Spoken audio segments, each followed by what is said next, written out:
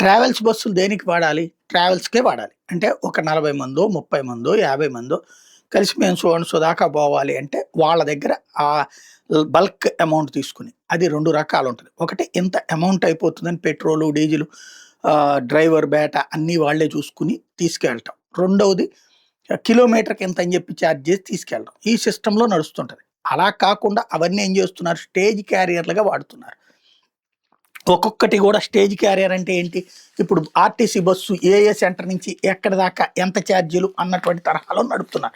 అది ఖచ్చితంగా తప్పని తెలుసు. తెలిసినా కూడా దర్జాగా జరిగిపోతున్నటువంటి పరిస్థితి. కాకపోతే ఇప్పుడు వరుసబెట్టి ప్రమాదాలు జరుగుతున్నటువంటి వేళ దాన్ని కాస్త సీన్ మార్చేసేటటువంటి ప్రక్రియ. అంటే మన చేతిలో ఉన్నటువంటి అమ్ముడుపోయిన మీడియా లేకపోతే గనక బానిసత్వ మీడియా ఉంటది గదా! ఆ మీడియాల ద్వారా కొత్త వార్తలు రాయబించి ఇంకేముంది పరిష్కారం అయిపోయింది దీన్ని లేదా కఠినంగా వ్యవహరిస్తున్నారన్నటువంటి గేమ్స్ నడపడానికి ప్రయత్నం జరుగుతోంది.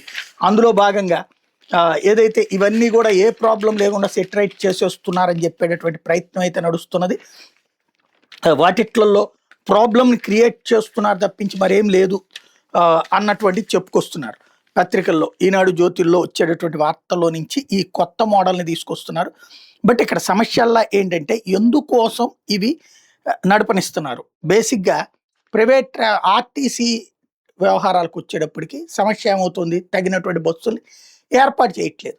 ఇవాళ ఇన్ని ప్రైవేట్ బస్సుల్లో ఎంతమందైతే ఉన్నారో, అదే బస్సులు అన్ని ఫెసిలిటీ ఆర్టీసీ కల్పిస్తే అందరూ దానికే ఎక్కుతారుగా. లేకపోబట్టినే కదా ప్రైవేట్‌కెళ్తోంది. అంటే ఇవన్నీ ఎవరి చేతిలో ఉంటున్నాయి? రాజకీయ నాయకుల చేతిలో ఉంటున్నాయి. ట్రావెల్స్ నడుపుతున్నది రాజకీయ నాయకులు. కాబట్టి రూల్స్ మార్చేశారు వాళ్ళ కోసం. వాళ్ళు స్టేజ్ క్యారియర్‌లుగా నడిపినా పర్లేదు. అదే ఇదివరకైతే వాటి రక్షణ కోసం పెద్ద ఎత్తున ఉద్యమాలు జరిగేది. ఇప్పటికీ మనం చేస్తున్నది ఏంటి అంటే ప్రజలు ఆయా నాయకులు చేసే మోసాన్ని, అలాగే ఆయా మీడియాలు చేసే మోసాన్ని భరిస్తున్నారు, అంగీకరిస్తున్నారు, సైలెంట్‌గా ఉంటున్నారు.